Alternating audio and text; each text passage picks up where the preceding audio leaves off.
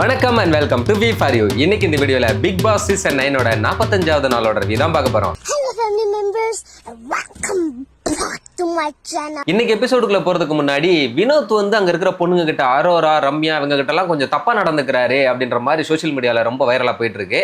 அதை ஒரு சில பேர் பேச சொல்லி கேட்டிருந்தீங்க கமெண்ட்ல. ஆக்சுவலா நானுமே அதை பத்தி பேசணும்னு தான் இருந்தேன். இன்னைக்கு தான் அதோட வீடியோவெல்லாம் எடுத்துட்டு வந்திருக்கேன். இதுல ஒரு 2-3 விஷயம் தான் ரொம்ப வைரல் ஆகுது. ஒரு இடத்துல ரம்யா வந்து டான்ஸ் ஆடிட்டு இருக்காங்க பெட்ரூம்ல நின்று. அப்போ வினோத் வந்து ஒரு மாதிரி வியர்டா நின்றுகிட்டு பார்த்துக்கிட்டே நிக்கிறாரு. இது வந்து அவரை ரொம்ப கிரீப்பியா இருக்கு. அவர் இப்படி பார்த்துட்டு இருக்கிறது ரொம்ப தப்பா பாக்குறாரு அப்படிங்கிற மாதிரி போயிட்டு இருக்கு. ஆக்சுவலா அதை பார்க்கும்போது எனக்குமே அப்படிதான் தோணுச்சு. எதுக்கு இவர் இப்படி நின்று பார்த்துட்டு இருக்காரு அப்படின்னு. ஒருவேளை அங்க ரொம்ப ஸ்ட்ரெஸ்டா இருக்கும், ஒருத்தங்க டான்ஸ் ஆடிட்டு இருக்கிறனால பாக்குறாரோ அப்படின்னு பார்த்தா ஆக்சுவலா அங்க வேற என்ன நடந்திருக்குதுன்னா, இதுக்கு முன்னாடி ரம்யா வந்து ரொம்ப நான் ஸ்ட்ரெஸ்ஸா இருக்கேன் அப்படின்னு சொன்னதுனால நீ டான்ஸ் பண்ணி உன்னோட ஸ்ட்ரெஸ்ஸை கொஞ்சம் ரிலீவ் பண்ணிக்கோ, கொஞ்சம் என்ஜாய் பண்ணு அப்படின்னு சொன்னது அவர் தான் சொல்லியிருக்காரு. அதுக்கு ரம்யா ப்ராக்டிஸ் பண்ணிட்டு இருக்கும்போது தான் அதை நின்று இவர் கேஷுவலா அப்படி பார்த்துட்டு இருந்திருக்காரு. அதை தான் இவங்க வந்து இல்லை இவர் வந்து ஒருத்தங்க டான்ஸ் ஆடிட்டு இருக்காங்க, இவர் ஒரு மாதிரி கிரீப்பியா பார்த்துட்டு இருக்காரு அப்படிங்கிற மாதிரி ஸ்ப்ரெட் பண்ணிட்டு இருக்கானுங்க. நெக்ஸ்ட் இன்னொரு இடத்துல பாத்தீங்கன்னா எல்லாரும் பெட்ரூம்ல உட்காந்து பாட்டு பாடிட்டு இருக்காங்க. அப்ப வினோத் அரோராவை நெஞ்சில சாச்சிக்கிட்டு அந்த பாட்டுக்கு ஃபீல் பண்ணி பாடிட்டு இருக்காரு. இதையுமே வந்து ரொம்ப தப்பா இருக்கு, இவர் மிஸ்பிஹேவ் பண்றாரு அப்படின்றாங்க. ஆனா எனக்கு அந்த வீடியோல பார்க்கும்போது அரோரா எந்த இடத்துலயுமே அதை ஒரு மிஸ்பிஹேவ் மாதிரியோ இல்ல அன்கம்ஃபர்டபுளாவோ ஃபீல் பண்ண மாதிரியே இல்ல. அவங்களுமே சிரிச்சு என்ஜாய் பண்ணிக்கிட்டு தான் அவர் மேல சாஞ்சுக்கிட்டு அந்த பாட்டை என்ஜாய் பண்ணிட்டு இருக்காங்க. அப்படி சம்பந்தப்பட்ட ஆளுக்கு அதுல எந்த ஒரு பிரச்சனையும் இல்லை, அவங்களே அவர்கிட்ட ரொம்ப கம்ஃபர்டபுளா ஃபீல் பண்றாங்க அப்படின்னு போது வெளியில இருக்கிற இவங்களுக்கு ஏன் அது அப்படி அவ்வளவு தூரம் அன்கம்ஃபர்டபுளா ஃபீல் ஆகுது, இல்ல இவங்களுக்கே அதை பொறுக்க முடியலன்னு எனக்கு தெரியல. ஆனா இதுக்கப்புறம் இன்னொரு இடம், அந்த இடத்துல தான் எனக்கே கொஞ்சம் ஒரு மாதிரி ஏன் இப்படி பண்ணாரு, இது தேவையே இல்லையா அப்படிங்கிற மாதிரி ஒரு ஃபீல் ஆச்சு. அது எங்கன்னா லிவிங் ஏரியால அரோரா இப்படி கையை தூக்கும் போது அக்குளுக்குள்ள கையை விட்டு கிச்சு கிச்சு மூட்டினது. இருந்தீங்களா, தயவு செஞ்சு வேணாம். அங்கேயுமே அவர் ஜாலியா தான் அதை பண்ணியிருக்காரு. அதை அவங்களுமே பெருசா எடுத்துக்கல. ஆனா இருந்தாலுமே நமக்கே பார்க்கும்போது என்னதான் நீங்க க்ளோஸா இருங்க இல்ல ஒரு ஃப்ரெண்டா சகஜமா ரொம்ப ஃப்ரீயா சகஜமா இருக்கிறதாவே இருந்தாலும் இது என்னதான் இருந்தாலும் இது ஒரு ஷோ. அங்க வந்து இப்படி பண்றது வந்து அது பாக்குறதுக்கு ஒரு மாதிரி தான் இருந்தது. ஆனா இது வந்து நமக்கு தான் பாக்குறதுக்கு என்னதான் இருந்தாலும் ஷோல அவர் இப்படி பண்ணது வந்து நமக்கு பாக்குறதுக்கு ஒரு மாதிரி இருக்கு, அப்படி போய் டச் பண்ணது அப்படின்னு நம்ம சொன்னாலுமே சம்பந்தப்பட்ட அரோரா வந்து எங்கேயுமே ஒரு மிஸ்பிஹேவ் பண்றாருனோ இல்ல அன்கம்ஃபர்டபுளாவோ ஃபீல் பண்ணதே கிடையாது. ஏன்னா இதுவே திவாகர் வந்து இவங்க கிட்ட லைட்டா முன்னாடி வந்து மோந்து பார்க்கும்போது என்ன பக்கத்துல இருந்து மோந்து பாக்குற அப்படின்னு கேட்டிருக்காங்க. இவங்கள ஜெயிலுக்குள்ள தொட்டு இப்படி உள்ள அனுப்பும் போது டோன் டச்னு சொல்லியிருக்காங்க. அவங்களுக்கு தெரியுது யாரு என்ன இன்டென்ஷன்ல வந்து தொடுறாங்க, என்ன பண்ண ட்ரை பண்றாங்க அப்படின்னு. அதனால அவங்க திவாகர்கிட்ட அது போல பிஹேவ் பண்ணாங்க. ஆனா வினோத் கிட்ட அவங்களுக்கு தெரியும்ல நம்மளை எந்த இன்டென்ஷன்ல அவர் கட்டி பிடிக்கிறாரு, எந்த இன்டென்ஷன்ல தொடுறாரு அப்படிங்கிறது கண்டிப்பா அவங்களுக்கு தெரியும். ஆனா அவங்களே அதை வந்து ரொம்ப கேஷுவலா எடுத்துக்கிறாங்க அப்படின்னா அப்ப அவங்க சேஃபா தான் இருக்காங்க வினோத் கிட்ட. திவாகரை நம்ம அப்படிலாம் சொல்லியிருக்கோம் அப்படின்னா திவாகர் கிட்ட அவங்க அன்கம்ஃபர்டபுளா ஃபீல் பண்ணதை அவங்களே சொல்லியிருக்காங்க. வினோத் கிட்ட அப்படி அவங்க ஃபீல் பண்ணதோ அவங்க சொன்னதோ இருந்த ஒரு வீடியோ இருந்தா எனக்கு தயவு செஞ்சு அனுப்புங்க, லிங்க் அனுப்புங்க, இல்ல வீடியோ அனுப்புங்க. கம்பல்சரி நான் வினோத்தே போட்டு வெளுக்கிறேன். ஆனா அப்படி அவங்க எதுவுமே சொல்லாத பட்சத்துல இவரை நம்ம தப்பு சொல்றது வந்து வன்மத்திலையும் இவரோட அந்த இப்ப கொஞ்சம் டாப்ல இருக்காரு இல்லையா ஓட்டிங்களா, அதை கெடுக்கிறதுக்காக பண்றாங்களோ தான் எனக்கு தோணுது. அது ஏன் ஒருத்தர் கருப்பா இருக்கிறவரு ஒரு லோக்கல்ல இருந்து வந்த ஒரு மனுஷன் வந்து ஏன் டாப்ல போகக்கூடாதுன்னே தெரியல. வினோத்தெல்லாம் எப்படா நீங்க ஃபர்ஸ்ட் ஓட்டிங்ல கொண்டு வரீங்கன்னா போஸ்ட் போடுற அளவுக்கு ஆகிட்டு இருக்கு. ஏன்னா தமிழ்நாட்டில் இருக்கிற ஒரு மனுஷன், தமிழ்நாட்டில் இருக்கிற ஒரு சகஜமான ஒரு நார்மல் பையன் மாதிரி இருக்கிற ஒருத்தன் வின் பண்ணவே கூடாதா? அதுக்குன்னு மூஞ்சி வேணுமா, அதுக்குன்னு கலரா இருக்கணுமா? எனக்கு புரியல. மேபி ஒரு சிலர் வந்து நான் வினோத்துக்கு சப்போர்ட் பண்றேன் அப்படின்னு நீங்க நினைக்கலாம். நம்ம ரிவ்யூவை ரெகுலரா பாக்குறவங்களுக்கு தெரியும். நான் அவ்வளவு தூரம் போட்டு வெளுக்கிற திவாகரைய தீண்டத்தகாதவன்னு சொல்லிட்டாருன்னு ஒரு இஷ்யூ வந்தப்போ ஃபுல் வீடியோ ஷூட் பண்ணி அப்லோட் பண்ற சமயத்துல உண்மை தெரிஞ்சதும் ஒட்டுமொத்தமா தூக்கிட்டு திரும்ப ஷூட் பண்ணி அப்லோட் பண்ண வேணாம். என்னதான் இருந்தாலும் ஒருத்தங்க செய்யாத விஷயத்துக்கு பழிபடக்கூடாதுன்னு நினைக்கிறவன் தான். அதே தான் இங்க வினோத்துக்குமே. இது ரொம்ப பெரிய இஷ்யூ. ஒருத்தரை வந்து பொண்ணுங்க விஷயத்துல நம்ம பழி போடுறதுங்கிறது அது அவ்வளவு அசால்ட்டால நம்ம தூக்கி போட்டு போயிட முடியாது. ஸோ எனக்கு அதை பார்க்கும்போது தப்பா தெரியல. இந்த அக்குள்ள கை வச்சதை தவிர அது பாக்குறதுக்கு ஒரு மாதிரி இருக்கு, அவ்வளவுதான். உள்ள 4 பேருக்கு அடிச்சுக்கிட்டே இருந்தீங்களா, தயவு செஞ்சு வேணாம். ஸோ மேபி உங்களுக்கு எந்த இடத்துலயாவது அரோரா அன்கம்ஃபர்டபுளா ஃபீல் பண்ணாங்கப்பா, அவங்க இந்த மாதிரி பதிவு பண்ணியிருக்காங்க இவர் தொடர்றது சரியில்லைன்னு சொல்லி எங்கேயாவது இருந்துச்சு அப்படின்னா, இல்ல ரம்யா அப்படி சொல்லியிருக்காங்கன்றது வீடியோ உங்ககிட்ட இருந்துச்சு அப்படின்னா தாராளமா தயவு செஞ்சு அனுப்புங்க. யாரா இருந்தாலும் நமக்கு தப்பு தான், போட்டு வெளுத்தரலாம். அவ்வளவுதான்ப்பா வினோத்தோட இஷ்யூ. இதெல்லாம் எபிசோட்ல காட்டல, ஆல்ரெடி இது இஷ்யூ போயிட்டு இருக்கிறதுனால உங்களுக்கு சொல்ல வேண்டியது சொல்லிட்டேன். இன்னைக்கு எபிசோட்ல எப்பவும் போலயே நம்ம நடிப்பறைக்கு சான்றா அவங்க புருஷனுக்கு சப்போர்ட் பண்ணிக்கிட்டும் மத்த டீமுக்கு மேல வன்மத்தையும் கொட்டியிருக்காங்க. அது என்னன்னு பார்க்கலாம் வாங்க. முடிகிறது எல்லாத்தோட மூஞ்சி வெளியில வருது பாரு. இன்னைக்கு எபிசோட ஸ்டார்டிங்லயே தமிழ்நாட்டோட நடிப்பறைக்கு சான்றா அவங்க புருஷன்கிட்டையும் திவ்யா கிட்டையும் சொல்லிட்டு இருக்காங்க, டாஸ்க் முடிஞ்சதுமே எல்லாரோட மூஞ்சி வெளியே வருது பாத்தியா, முடிகிற வரைக்கும் வரல, ஆனா முடிஞ்சதுமே எம்மா அப்படின்றாங்க. அப்ப அங்க வந்த வினோத், எனக்கு இன்னைக்கு சாப்பாடெல்லாம் சூப்பரா இருந்துச்சு, ஒரு பிரச்சனை இல்லை, ஆனா காரம் தான் கொஞ்சம் அதிகமா இருந்தது, நான் காரம் சாப்பிடுவேன் எனக்கு ஓகே, ஆனா எனக்கே அது அதிகமா இருந்தது என்னன்னு தெரியல இன்னைக்கு அப்படின்றாரு. எனக்கு சரியான காரமா தோணுது. ஆனா எனக்கு தெரியுமே சாண்ட்ரா ஒரு கொரூர புத்தி இருக்கிற ஆளு, வேணும்னே சாவுங்கடான்னு சொல்லி கூட காரத்தை அதிகமா போட்டுக்கிறதுக்கு வாய்ப்பு இருக்கு. ஓகே, நான் காரம் அதிகமா சாப்பிடுவேன், சமையல்லாம் சூப்பர். அடுத்து அவங்களே கேக்குறாங்க எதுல காரம் அப்படின்னு, அவர் சாம்பார்ல அப்படின்றாரு. அதுக்கு பிரஜன் சொல்றாரு சாம்பார்ல இல்ல காரம், காலிஃபிளவர்ல தான் அப்படின்னு. உடனே திவ்யா சொல்லிட்டாங்க சரி ஓகே நாளைக்கு கம்மி பண்ணிடலாம் அப்படின்னு. வினோத்துமே ஆனா எனக்கு ரொம்ப பிடிச்சிருந்ததுப்பான்னு சொல்லிட்டு அவர் போயிட்டாரு.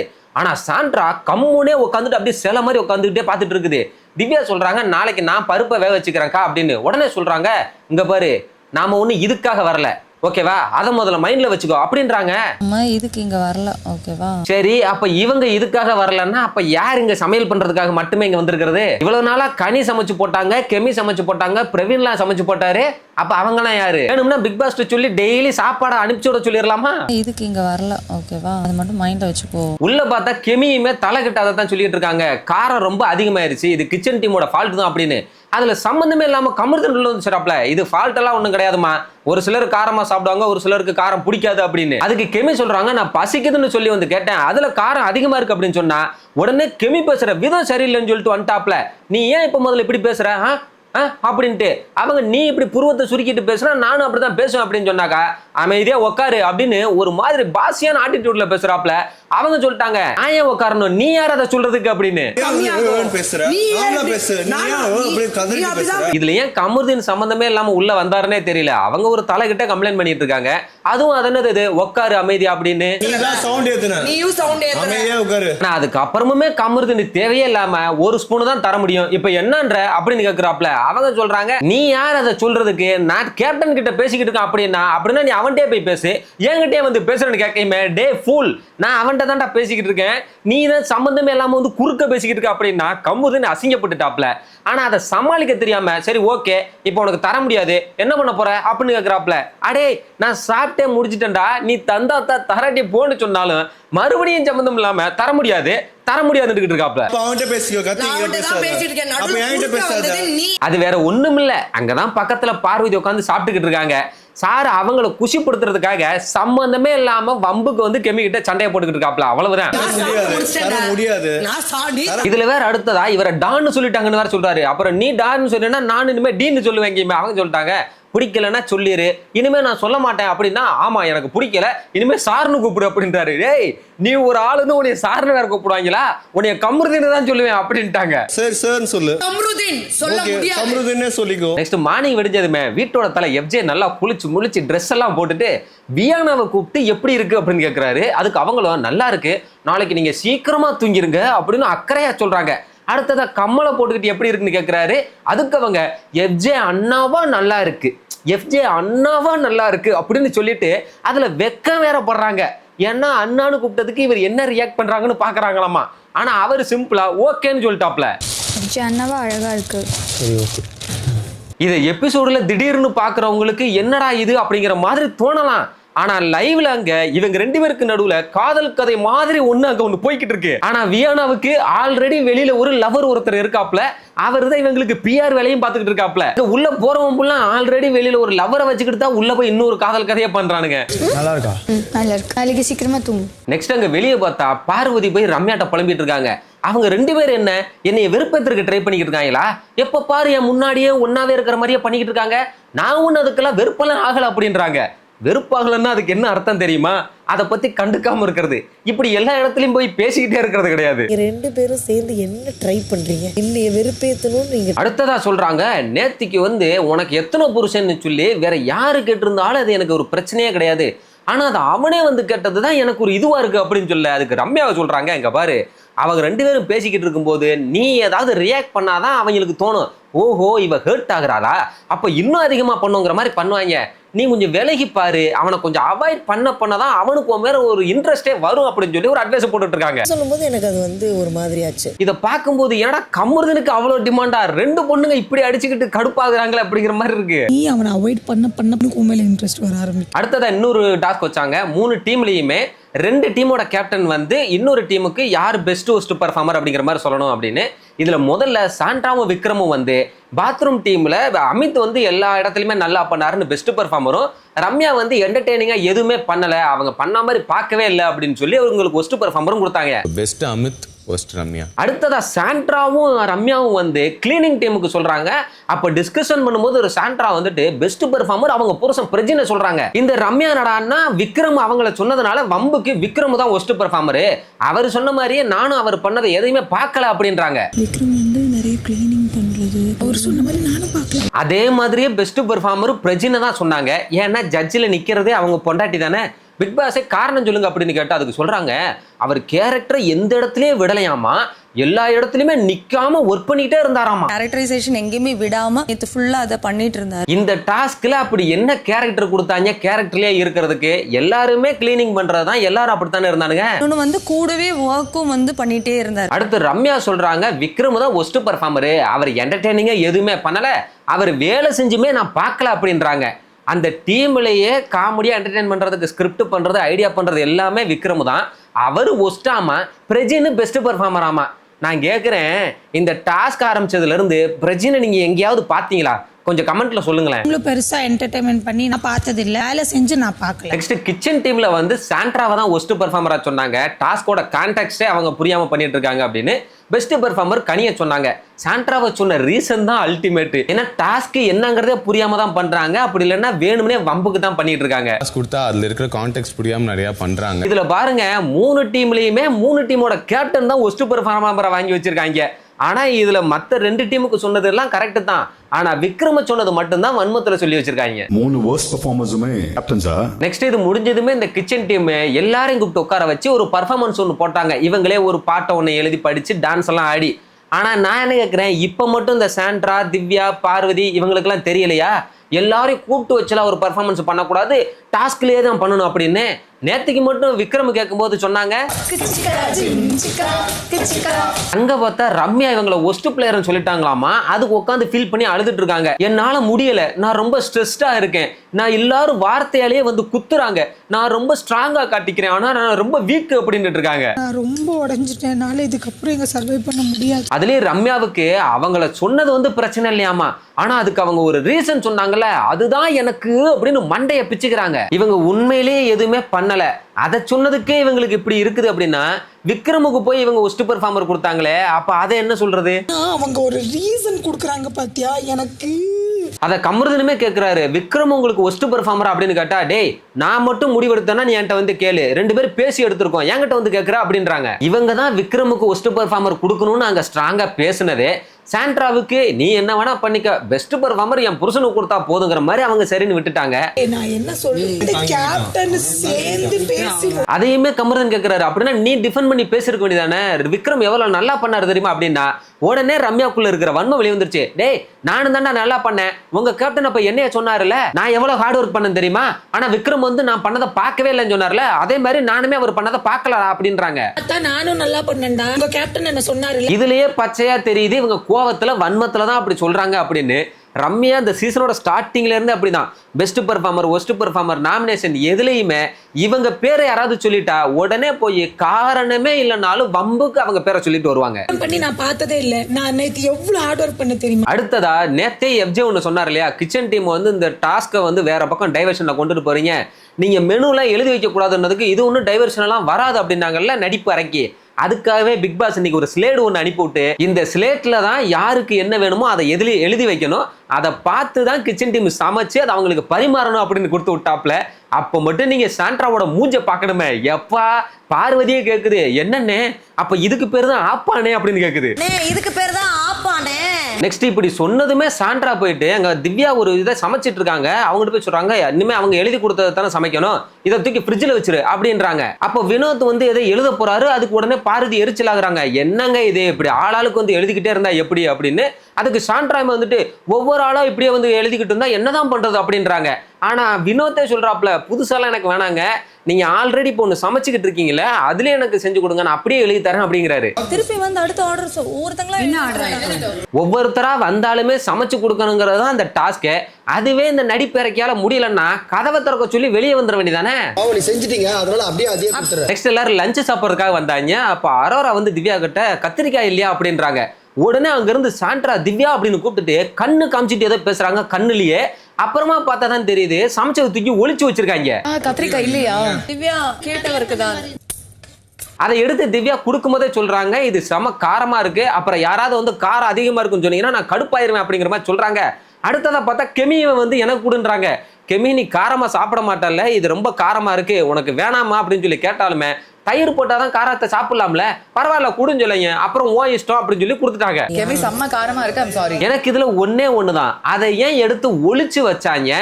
சாண்ட்ரா ஏன் ரொம்ப நேரமா திவ்யாட்ட கண்ணுலயே ஒரு மாதிரி பேசிக்கிட்டே இருந்தாங்க? இவனுக்கு அதை அப்ப அவங்களுக்காகவே தனியா செஞ்சுக்கிட்டாங்களா இல்ல இதுல வேற ஏதாவது பிளான் இருந்துச்சா என்னன்னு தெரியல. லைவ் பார்த்த யாராவது இருந்தீங்கன்னா கமெண்ட்ல சொல்லுங்க.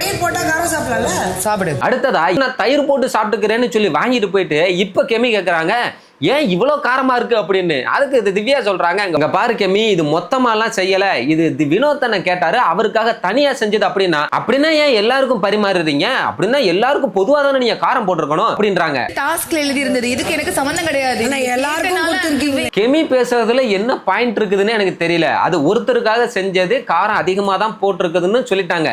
தெளிவா காரம் அதிகமா இருக்குன்னு சொல்லியும் பரவாயில்ல அப்படின்னு சொல்லி வாங்கிட்டு இப்ப ஏன் காரம் அதிகமா போட்டீங்கன்னு கேட்டா என்ன அர்த்தம்? எல்லாருக்கும் பரிமாறீங்கன்னா அப்ப எங்களுக்கும் சாப்பிடதான் தோணும். இப்பவும் கெமி சொல்றாங்க எல்லாருக்கும் பரிமாறுனா அப்ப எல்லாருக்குமே சாப்பிடணும் தானே தோணும் அப்படின்றாங்க. தோன்றதுல பிரச்சனை இல்லை, அப்ப காரத்தை சாப்பிடலாம், ஏன்னா ஆல்ரெடி காரமா இருக்குன்னு சொல்லிட்டாங்க. அதுக்கப்புறம் இப்படி கேட்கறது கெமியோட தப்பு தான். ஆனா திவ்யா இத எல்லாருக்கிட்டையுமே கெமியை கொடுத்துறதுக்காகவே அரோராட்ட போறாங்க. அரோரா ஒன்னையாலதான் இதெல்லாமே வந்துச்சு, நான் காரமா இருக்குன்னு சொல்லியுமே நீ தானே கேட்ட, இப்போ ஒன்னாலதான் மத்தவங்க கேட்டாங்க, இப்போ மத்தவங்க கேட்டதை பார்த்துட்டு தான் கெமி கேட்டா அப்படின்றாங்க. அரோரா பத்தி நான் இதுக்குதான் கொடுக்க மாட்டேன்னு சொன்னேன். இதை எபிசோட்ல பார்க்கும்போது ஃபுல் அண்ட் ஃபுல் இது கெமி மேலதான் தப்பு அப்படிங்கிற மாதிரி தான் எனக்குமே தோணுச்சு. ஆனா லைவ்ல இது கொஞ்சம் வேற மாதிரி நடந்திருக்குது. கெமியை கோர்த்து விடணுன்றதுக்காகவே திவ்யா வந்து இப்படி பிளான் பண்றாங்க அப்படின்னு. அப்புறமா இதை பார்க்கும்போது தான் தோணுது இப்ப ஏன் சம்மந்தம் இல்லாம திவ்யா வந்து அரோராவை இதுல வந்து கெமி கூட கோர்த்து விடணும் அப்படிங்கிற மாதிரி. ஒரு ஆள் கேட்டாலும் எல்லாரும் கொடுக்க வேண்டியதா போச்சு. அடுத்து கெமி கேக்குறாங்க காமனா எல்லாத்துக்கும் பரிமாறுறீங்கன்னா அப்ப எல்லாருக்கும் பொதுவா காரமா பண்ணிருக்க வேண்டியதானே அப்படின்னா. அதுக்கு சாண்ட்ரா வந்துட்டு காரமா இருந்தா ஓரமா வச்சுக்கோ, அவ்வளவுதான் பண்ண முடியும், வேற என்ன பண்ண முடியும்னு பஞ்சு டைலாக் பேசுறாங்க. காரமா இருக்குன்னா ஓரமா வச்சுக்கோ, அவ்வளவுதான் பண்ண முடியும். புரியல, இவங்க பேசுறது எல்லாமே கரெக்ட் தான், ஏன்னா கெமி காரம்னு தெரிஞ்சு வாங்கியிருக்காங்க தான். ஆனா இது எல்லாமே ஏதோ டார்கெட்டடா வேணும்னே பண்ற மாதிரியே இருக்கு. ஆனா முழுசா இதுக்கு பின்னாடி என்ன நடந்துச்சுங்கிறதா தெரியல. இல்ல வேற என்ன பண்ண முடியும்? சாண்ட்ரா இப்படி சொன்னதுமே கெமி கேக்குறாங்க என்னது இது ஓரமா வச்சுக்கோன்னா இப்படி என்ன அர்த்தம், அப்ப கிச்சன் டீம்ல இருக்கிறவங்க இப்படிதான் பதில் சொல்லுவீங்களா அப்படின்னா. சாண்ட்ரா இப்ப திவ்யாவை திட்டுது, இதெல்லாம் ஒன்னாலதான், இதுக்கு தான் நான் அப்பவே சொன்ன கொடுக்காத அப்படின்னு, இதெல்லாம் நமக்கு தேவையா அப்படின்றாங்க. என்னடா நடக்குதுங்க, ஆளாளுக்கு வந்து டைரக்டா பேசாம அடுத்தவங்களை பிடிச்சி இதெல்லாம் ஒன்னாலதான் வந்துச்சு, அங்க பாரு ஒன்னாலதான் அவ கேக்குறா, ஒன்னாலதான் நடந்துச்சு, ஏன் கெமி பக்கமே இப்படி திருப்புறானுங்கன்னே புரியல. ஏன்னா எபிசோடு பார்க்கும்போது நான் இது ஃபுல் அண்ட் ஃபுல் கெமி பக்கம் தப்புன்னு நினைச்சிட்டு இருந்தேன். ஆனா நேத்துக்கு ஒருத்தர் கமெண்ட் போட்டிருந்தாரு நம்ம வீடியோக்கு கீழேயே, இந்த இடத்துல காரத்தை வாங்கி கெமி எதுவுமே பேசாம சாப்பிட்டுக்கிட்டு தான் இருந்தாங்க, அவங்க எதுவுமே சொல்லல. அப்ப திவ்யா தான் வேணும்னே இந்த விஷயத்த பேசிக்கிட்டே இருந்தாங்க, ரம்யா கிட்ட பேசினாங்க. இப்படி பேசி தான் ரம்யாவுமே ஏன் இப்படி காரமா இருக்குன்னு கேட்டதுக்கு அப்புறமா தான் கெமி உள்ள வந்தாங்க. அதுக்கப்புறமா திவ்யா இதை எல்லார்கிட்டையும் கோர்த்து விட்டு பெருசாக்கிட்டாங்கன்னு போட்டிருக்காரு. கொஞ்சம் காரம் கம்மியாவே போட்டு பண்ணலாம்ல, இது வந்து உங்களுக்காக பண்ணலடா. சோ நானுமே இதை லைவ்ல பார்க்கல, நீங்க யாராவது பார்த்திருந்தீங்க அப்படின்னா இந்த இஷ்யூல உண்மையிலே என்ன நடந்துச்சு அப்படிங்கறத கமெண்ட்ல சொல்லுங்க. திருப்பி எதுக்கு? அப்புறம் கனி வந்து கெமிட் எக்ஸ்பிளைன் பண்றாங்க, இல்லப்பா இது தனியா வினோத்துக்காக பண்ணது, டாஸ்க்ல பண்ணோம் அப்படின்னு. கெமி கேட்கறாங்க, அப்பனா அதுல போர்டுல எழுதவே இல்லையே அப்படின்னு கேட்டா, இல்லம்மா இது நாங்க வந்து டாஸ்க்ல எங்களோட ஸ்ட்ராட்டஜிக்காக நாங்க தனியா பண்ணிக்கிறோம் அப்படின்றாங்க. ஸ்பெஷல்ன்றது எங்களோட ஸ்ட்ராட்டஜிக்கு நாங்க யூஸ் பண்ணிக்கிறோம். ஸ்ட்ராட்டஜிக்காக போர்டுலயே எழுதாம அப்படி என்ன பண்றாங்கன்னு தெரியல. வெளியில பார்த்தா திவ்யா வந்து கேப்டன் எஃப்ஜே கிட்ட போயிட்டு சொல்றாங்க, நான் வேலையை விட்டு போறேன்ப்பா, இது டாஸ்க்ல வினோத்துக்காக பண்ணது காரமா, கேர்டு இருக்கு நான் போட்டுக்கிட்டு சாப்பிட்டுக்கிறேன்னு சொன்னா இதுல என்ன இருக்கு அப்படின்றாங்க. கர்ட் சாப்பிடுறேன், சரி எனக்கு என்ன சாப்பிடு அப்படின்னு, இதுல என்ன இருக்கு? இதுல ஒண்ணு இல்லதான், கெமி அவங்களே காரமா இருக்குன்னு தெரிஞ்சுதான் வாங்கி தயிர் போட்டு சாப்பிட்டுக்கிறேன்னு வாங்கினாங்க. இப்ப திரும்ப அதை ஒரு பிரச்சனையா கொண்டுட்டு வர்றது தப்பு தான். ஆனா இந்த விஷயத்தை திரும்ப திரும்ப எல்லாருக்கிட்டையுமே கொண்டுட்டு போய் பேசுறதுதானே கொஞ்சம் சஸ்பீசியஸா இருக்கு. கர்ட் ஓகேடி பட் ஸ்பைசியா இருக்கும்னு, பரவாயில்ல குடு அப்படின்னு. அங்க உள்ள பார்த்தா அரோராவுமே போய் சொல்லிக்கிட்டு இருக்காங்க, காரமா இருக்குன்னு சொல்லி தான் கொடுத்தாங்க, வேணுங்கிறவங்க வாங்கிக்கிறாங்க, இது தப்பா அப்படின்னு கேட்கறாங்க. உடனே கெமி சொல்லிட்டாங்க, இங்க பாருங்க அரோரா, நான் உங்ககிட்ட பேசவே இல்லை, நீங்க வந்துட்டு இதை தப்பானெல்லாம் கேட்காதீங்க, நான் பேசுறதே உங்களுக்கு புரியல அப்படின்றாங்க. அப்ப சுபிக்ஷா வந்து பேச வரையுமே கெமி சொல்லிட்டாங்க, சத்தியமா சுபிக்ஷா சாப்பாடுனா எனக்கு பிடிக்கும், எனக்கு அது வேணும் சரியா அப்படின்னு சொல்லிட்டு அழுக ஆரம்பிச்சுட்டாங்க. எனக்கு சாப்பாடுனா பசிக்கும், எனக்கு வேணும் சரியா. உடனே திடீர்னு சாரிப்பா நான் தெரியாம கேட்டுட்டேன்னு சொல்லிட்டு தட்டை தூக்கிட்டு வெளியே போய் உட்காந்து அழுக ஆரம்பிச்சிட்டாங்க. சாரிப்பா என்ன விட்டுருங்க, தெரியாம சாப்பாடுல கேட்டேன். அடுத்து ரம்யா போய் சமாதானப்படுத்த போனாக்கா, நான் அப்படி என்ன தப்பா கேட்டுட்டேன், இதுவே நான் இப்படி பண்ணிருந்தேன் என்னைய சும்மா விட்டுருப்பாங்களா அப்படின்னு கேக்குறாங்க. எனக்கு இதுல சில விஷயங்கள் மிஸ்டரியாவே இருக்கு. சாண்ட்ரா ஏன் இதை ஒளிச்சு வச்சாங்க, திவ்யா கிட்ட ஏன் கண்ணை காட்டி அவ்வளவு நேரமா ஒரு மாதிரியே பேசிட்டு இருந்தாங்க, இது வினோத்துக்காகத்தான் நாங்க டாஸ்க்ல பண்ணோம்னு திவ்யா சொல்றாங்க. ஆனா கனியனடான்னா அவர் எழுதியெல்லாம் வைக்கல, நாங்க டாஸ்க்ல ஒரு ஸ்ட்ராட்டஜிக்காக இதை நாங்க யூஸ் பண்ணிக்கிறோம் அப்படின்றாங்க. அப்போ இதை உண்மையிலேயே வினோத்துக்காகத்தான் இதை பண்ணானுங்களா, இல்ல இதை வேற எதுக்கு இவங்களுக்காக தனியா பண்ணிட்டு இதை வச்சு ஒரு பிரச்சனை கிரியேட் பண்றானுங்களா? யாராவது தெரிஞ்சா கொஞ்சம் கமெண்ட்ல சொல்லுங்க. நெக்ஸ்ட் இன்னொரு டாஸ்க் ஒன்று வச்சாங்க, ஒரு பாட்டு ஒன்று போடுவாங்க, அந்த பாட்டுக்கு சம்பந்தப்பட்ட பொருளை கரெக்டா எடுக்கணும், யாரு முதல்ல கரெக்டா எடுக்காங்களோ அவங்களுக்கு பாயிண்ட்ஸ் அப்படின்னு. இதுல ஃபர்ஸ்ட் ரவுண்ட்ல வினோத் வின் பண்ணாரு, செகண்ட் ரவுண்ட்ல கெமி வின் பண்ணாங்க. அதுக்கு அடுத்த ரவுண்ட்ல தான் இந்திய தொலைக்காட்சி வரலாற்றில் முதல் முறையாக பார்வதி ஒரு டாஸ்க்ல வின் பண்ணிருக்காங்க. ஆச்சரியமா போச்சு போங்க. அடே பாரு பிஆர் டீம், முதல் முறையா உங்களுக்கு ஒரு வீடியோ ஒன்று கிடைச்சிருக்கா, இதையே யூஸ் பண்ணிக்கோங்க அடுத்த 100 நாளைக்கு, வேற எதுவும் உங்களுக்கு கிடைக்காது. அடுத்ததா முதல் முறையா இந்த வீட்டுல டாஸ்க்குமே கொஞ்சம் ஃபன்னா தான் போச்சு. இதுல இந்த அரோராவும் கமருதீனும் பண்ண அலப்பறலா இருக்கு, தாங்க முடியல. செல்ஃபி புள்ள பாட்டுக்கு செல்போன் எடுத்துட்டு வந்து உம்மா உம்மான்னு பார்வதியை வெறுப்பேத்துறதுக்காக 2 பேரும் டான்ஸ் ஆடிக்கிட்டு இருக்காங்க. அடுத்ததா பார்த்தா சொட்ட சொட்ட நனையுது தாஜ்மஹால் பாட்டுக்கு போய் கமருதீன் தாஜ்மஹால் எடுத்துட்டு வந்தா, இப்ப அரோரா வெறுப்பேத்துறதுக்காக பார்வதி போய் கமருதீனோட சேர்ந்து ஆடிக்கிட்டு இருக்குது. நான் கூட நினைச்சேன் கமருதீனுக்கு அவ்வளவு டிமாண்டாடா 2 பொண்ணுங்க சண்டை போடுறாங்கன்னு. இப்பதான் தெரியுது அது கமருதீனுக்கு டிமாண்ட் கிடையாது, அரோராக்கும் பார்வதிக்குமான ஈகோ கிளாஸ்ல 2 மாத்தி மாத்தி பண்ணிட்டு இருக்குதுங்க. இத பார்த்த பிக் பாஸே சிரிக்கிறாரு, கொஞ்சம் இருங்கடா நான் கொஞ்சம் சிரிப்பை கண்ட்ரோல் பண்ணிக்கிறேன் அப்படின்னு. பிக் பாஸ் இருங்க கமருதன், சிரிப்பை கண்ட்ரோல் பண்ணிக்கிறேன்.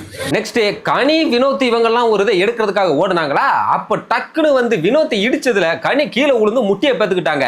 ஆனாலுமே நான் தான் ஃபர்ஸ்ட் தொட்டேன்னு சொல்லிட்டு இருக்காங்க. இதுல வேற எல்லாரும் சொல்றாங்க, வினோத் நீங்க இடிச்சதுனால தாங்க கீழே விழுந்தாங்க, அவங்க தான் ஃபர்ஸ்ட் தொட்டாங்க அப்படின்னா, இவன் என்னடான்னா நான் இடிக்கவே கிடையாது, நீ வீடியோ பாத்துக்கோங்க, நீங்க வீடியோ போய் பாத்துக்கோங்க அப்படின்றாரு. அதென்ன எப்ப பாரு வீடியோ போய் பாத்துக்கன்னா, சரி அப்படி வீடியோல என்ன இருக்குதுன்னு கொஞ்சம் பாத்துருவோமா?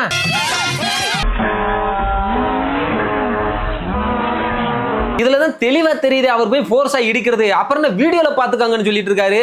இதுல அவங்க டீம்ல பார்வதியுமே சொல்றாங்க, வினோத் நீங்க வேணும்னே இடிச்சீங்கன்னா நாங்க சொல்லல, ஆனா இடிச்சிங்கன்றத நாங்க சொல்றோம் அப்படின்னா அப்பயும் வந்துட்டு அதை நீ சொல்லாதீங்க, பிக் பாஸ் சொல்லட்டும், நான் இடிச்சுனா லேட்டன் பிக் பாஸ் சொல்லட்டும், அதை நீங்க சொல்லாதீங்கன்னு கத்துறாரு. இப்படிதான் அன்னைக்குமே சொன்னாரு, நீங்க கெட்ட வார்த்தையில பேசிட்டீங்க அப்படின்னதுக்கு அதை நீ சொல்லாத பிக் பாஸ் சொல்லட்டும் அப்படின்னு. எல்லாத்தையுமே பிக் பாஸ் தான் சொல்லணும் அப்படின்னா இங்க மிச்சம் இருக்கிற 16 பேர் எதுக்கு இருக்காங்க, சும்மா வேடிக்கை பாக்குறதுக்கா? கனியே இதை பெருசா எடுத்துக்கல, ஃபண்டாஸ்க்கு தானே விடுங்க அப்படின்றாங்க. ஆனா என்னதான் இருந்தாலும் செஞ்ச இவர் வந்து இப்படி பேசுறது கொஞ்சம் கூட சரியில்லை. அங்க பார்த்தா வியானா வந்துகிட்டு இல்ல அவர் இப்படிதான் கையை வச்சு தள்ளி விட்டாரு அப்படின்னு இருக்கு. இவர் கடுப்பாயிட்டாரு, இங்க பாருங்க இப்படிலாம் சொல்லக்கூடாது, வீடியோ இருந்தா காட்டுங்க, வீடியோ காட்டுங்க அப்படின்றாரு. பார்வதி சொல்லுது, நீங்க வீக்கெண்ட்ல வீடியோ பார்த்தாதான் ஒத்துப்பீங்க அப்படின்னா வெயிட் பண்ணுங்க, வீடியோ வரட்டுங்க, இவர் வெயிட் பண்றோம்னு கத்துறாரு. ஃபைனலா இந்த டாஸ்க்ல கிளீனிங் டீம் தான் வின் பண்ணாங்க. அது முடிஞ்சதுமே கிச்சன்ல போயிட்டு திவ்யா சொல்றாங்க, அக்கா நான் உங்க பின்னாடி தான் இருந்தேன், அவர் தான் உங்களை இடிச்சு விட்டாரு அப்படின்றாங்க. கனியும் சொல்றாங்க ஆமாப்பா அவர் தான் தள்ளி விட்டுட்டாரு, ஆனா இது ஒரு ஃபன் டாஸ்க் தானே, யாரு முதல்ல எடுக்கிறாங்கன்னு தானே இருக்கு, விடுங்க அப்படின்னு அவங்க இதை ஸ்போர்ட்டிவா எடுத்துக்கிட்டாங்க. உடனே வினோத் வந்துட்டாப்ல, கனியே சொல்லிட்டாங்க எப்பா அது ஓடி வந்த ஃபோர்ஸ் தான்ப்பா வேற ஒண்ணும் இல்ல அப்படின்ட்டாங்க. அதுல வேற ரொம்ப நேரம் கழிச்சு திரும்பவும் வினோத் அமித் கிட்டையும் பார்வதி கிட்டையும் அங்க பாதிக்கப்பட்டவங்களே கம்முன்னு இருக்காங்க ஒண்ணுமே இல்லைன்னு, அவங்க மத்தவங்க எல்லாம் சப்போர்ட் பண்றாங்க, ஆனா ஒரு முறை சொல்லலாம் அதையே திரும்ப திரும்ப சொல்லிக்கிட்டு இருந்தா எப்படி அப்படின்றாரு. அதுக்கு உடனே பார்வதி சொல்றாங்க அண்ணே பாதிக்கப்பட்டவங்களே கம்முன்னு இருக்காங்க, நீங்க ஏன் பேசுறீங்கன்னு மட்டும் சொல்லாதீங்க அப்படின்றாங்க. ஒரு முறை சொல்ல பாதிக்கப்பட்டா இல்ல உங்க மேல எனக்கு கோவம் மேல சொல்லிட்டாங்க. பார்வதி சொல்றது கரெக்ட் தான், பாதிக்கப்பட்டவங்களே கம்முன்னு இருக்காங்கன்னா மத்தவங்களும் கேட்க கூடாதுன்னா இல்ல, யாருனாலும் கேட்கலாம் தான். ஆனா இதெல்லாம் மட்டும் வக்கனையா பேசு, ஆனா உனக்குன்னு வந்தா மட்டும் இந்த நியாயம்லாம் உனக்கு அப்ளை ஆகாது, அப்பதானே நமக்கு கடுப்பாகுது.